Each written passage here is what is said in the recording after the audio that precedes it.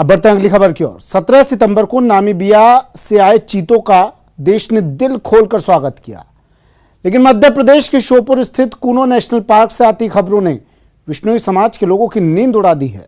मुद्दा है चीते के भोजन के रूप में परोसे जाने वाले चीतल को लेकर।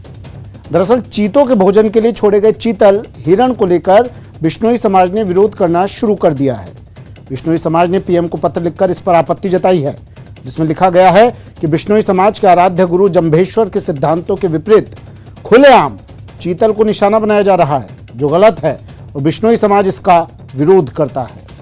हाल ही में कांग्रेस से इस्तीफा देकर बीजेपी में शामिल हुए हरियाणा के विधायक कुलदीप बिश्नोई ने चीते के भोजन के रूप में चीतल परोसे जाने पर आपत्ति जताई है, तो विश्नोई समाज इस पर खुले तौर पर नाराजगी जता रहा है।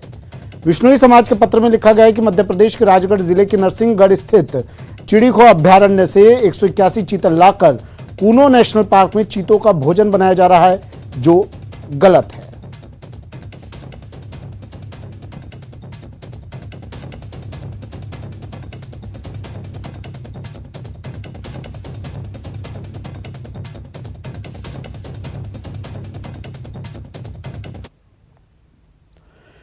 प्रदेश में खाद के लिए किसान एक बार फिर परेशान हो रहे हैं। कुछ तस्वीरें आपको दिखाते हैं। ये तस्वीरें देखिए, बारा से और भरतपुर से ये तस्वीरें आई हैं। दोनों जगहों पर किसानों ने प्रदर्शन किया और अधिकारियों पर कालाबाजारी का आरोप लगाया।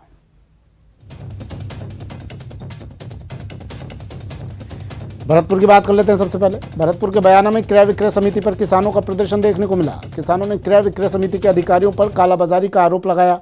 किसानों ने प्रदर्शन करते हुए कहा कि शहर की दुकानों पर खाद की कालाबाजारी की जा रही है और दुकानदार मनमानी रेट पर खाद की बिक्री कर रहे हैं और अधिकारी इस पर ध्यान नहीं दे रहे।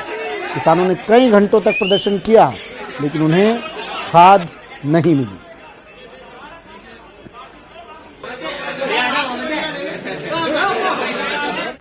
ये देखिए 11 बजे का टाइम हुआ है, 10 बजे ऑफिस खुलने का टाइम होता है। अभी तक ये टेबल लॉक लगा हुआ है इसका। सुबह 7 बजे से पब्लिक आई हुई है। मैं खुद सुबह 6:30 बजे आया हूँ। 3 ट्रोला डीएपी के मेरे सामने आए, 1 ट्रोला गोदाम में, 2 ट्रोला गोदाम में। अभी तक ना तो कोई स्टाफ आया है। ये किसान क्या करेगा? 400 रुपए का आदमी आता है। किसान की फसल खराब हो रही है, बताओ इसका क्या वो है? भाई उनके पेट सुबह 6:30 बजे का आया हूँ मैं भाई। आरक्षण की मांग को लेकर सैनी समाज में आक्रोश है। कुछ तस्वीरें आपको दिखा देते हैं इस आक्रोश की, इस समाज के सड़कों पर उतरने की। 2 तस्वीरें टीवी स्क्रीन पर दिखा रहे हैं आपको, टोंक और दौसा की।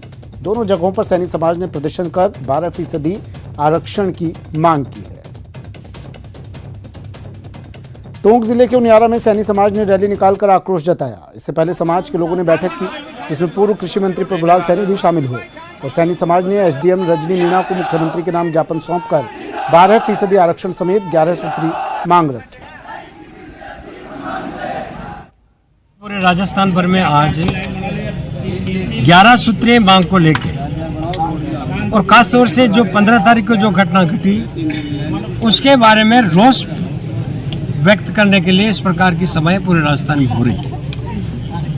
हमारा समाज संस्कारित समाज है, सब समाजों को साथ लेने वाला समाज है, लेकिन हमारे उन छोटे परिवारों को या समाज के छोटे जो लोग हैं, गरीब लोग हैं, उनके लिए जो मांग पत्र हमने माननीय मुख्यमंत्री से दिया है उस पर सरकार तत्काल।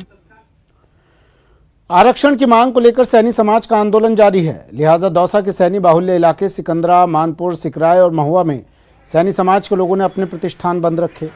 इसके अलावा दौसा जिले के महुआ, सिकराय और मानपुर में सब्जी मंडियां भी बंद रहीं, जिससे लोगों को परेशानी हुई। इसके साथ ही सैनी समाज के लोगों ने रैली निकालकर बसवा तहसीलदार को मुख्यमंत्री के नाम ज्ञापन सौंपा और जयपुर में प्रदर्शन के दौरान गिरफ्तार किए गए सैनी समाज के लोगों को छोड़ने की मांग की और 12% आरक्षण देने की मांग की।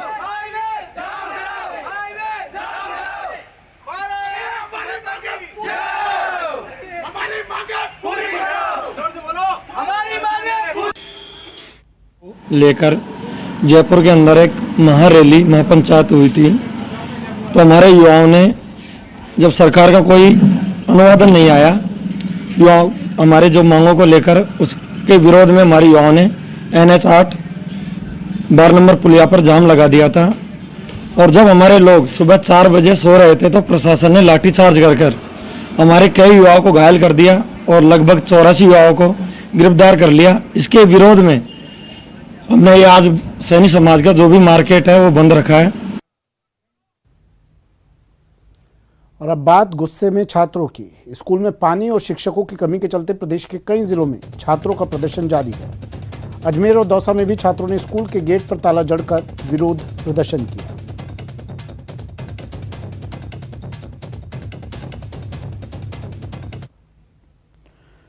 क्लासेस को लेकर कॉमर्स कॉलेज के छात्रों ने राजस्थान यूनिवर्सिटी में प्रदर्शन किया और वीसी सचिवालय पहुंचकर कुलपति के खिलाफ जमकर नारेबाजी की। तुम होश में आके काम करो, काम करो, काम करो। आराम छोड़ो, तुम काम करो, काम करो, काम करो। भैया इधर सामने आ जाओ। शर्म करो, शर्म करो, काम करो। और अब बात ऐसी गुमनाम सड़क की जिसे आप सड़क को ढूंढते रह जाएंगे। पिछले दिनों मंत्री विश्वेंद्र सिंह ने सड़कों को लेकर अपनी ही सरकार पर सवाल उठाए थे। काफी बवाल हुआ था, लेकिन उन्होंने जो बातें कही थी वो 16 आने सच थी। अगर यकीन नहीं है तो चले आइए टोंक, जहां सड़कों की बदहाली चीख चीख कर कह रही है कि मंत्री जी की बात में दम है। निवाई इलाके में तो पता करना मुश्किल है कि सड़क में गड्ढे हैं या फिर गड्ढों में सड़क है। सड़कों पर बने गड्ढे में पानी भर गया है। नतीजा लोग हादसे का शिकार हो रहे हैं क्योंकि पता ही नहीं चलता कि किस गड्ढे में कितना पानी है। हालत यह है कि जयपुर कोटा हाईवे किनारे बसी इस कॉलोनी में बारिश के दिनों के अलावा भी पानी भरा रहता है। स्थानीय लोगों ने विधायक से लेकर नगर पालिका और जिला प्रशासन तक कई बार शिकायत की, लेकिन नतीजा कुछ नहीं निकला। ब्रेक के बाद स्वागत है आपका। और अब बात पुराने दिनों की जो लौट आए हैं। दरअसल उदयपुर में सर्कस को लेकर क्रेज देखने को मिला है। सर्कस, ये शब्द सुनकर बरबस ही आंखों के सामने कुछ तस्वीरें उभर उठती हैं। जोकर्स बनकर लोगों को हंसाते हैं। रंग बिरंगे कपड़ों में उछलते कूदते जोकर, पतली पतली रस्सियों और झूलों पर कलाबाजियां कर बिजली सी तेज रफ्तार से दौड़ते कलाकार, एक पहिए वाली साइकिल पर पतली रस्सी पर करतब करती लड़की, तो कभी हाथों में चाबुक लिए जंगल के राजा शेर को फटकारता रिंग मास्टर। बीते जमाने में लोगों के मनोरंजन का बड़ा साधन डिजिटल की दौड़ में पिछड़ गया है। ऐसे में उदयपुर में जब एशियाड सर्कस लगा तो लोगों की बड़ी भीड़ देखने के लिए उमड़ पड़ी। सर्कस के कलाकारों ने भी लोगों का भरपूर मनोरंजन किया। आयोजक ने बताया कि जंगली जानवरों के उपयोग पर प्रतिबंध के कारण सर्कस पर विपरीत प्रभाव पड़ा है और पूरे देश में अब गिने चुने दर्शक रह गए हैं। इस एशियाड सर्कस में करीब 100 कलाकार हैं जो अपने करतब से दर्शकों का भरपूर मनोरंजन करते हैं।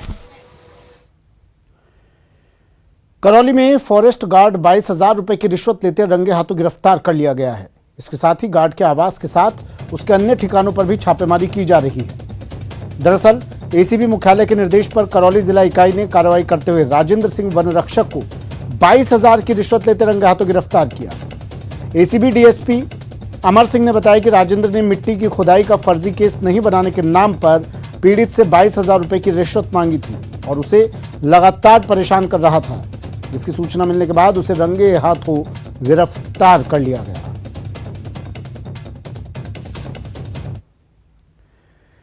एक अक्टूबर से 7 अक्टूबर तक राष्ट्रीय वन्य जीव सप्ताह मनाया जाएगा। साल भर में भारत में ये वो खास सप्ताह होता है जिस पूरे सप्ताह देश भर में लुप्त होते वन्य जीवों के संरक्षण की बात की जाती है। लोगों को वन्य जीव संरक्षण पर जागरूक किया जाता है। खात्मे के कगार पर आए जीवों के प्रति चिंता जाहिर की जाती है और देश भर के स्कूली बच्चों को खास तौर पर जू और टाइगर रिजर्व को मुफ्त दिखाया जाता है। इसलिए 1 अक्टूबर से ही प्रदेश में रणथंभौर और सरिस्का मुकंदरा के कोर क्षेत्रों के द्वार पर्यटकों के लिए खोल दिए जाएंगे।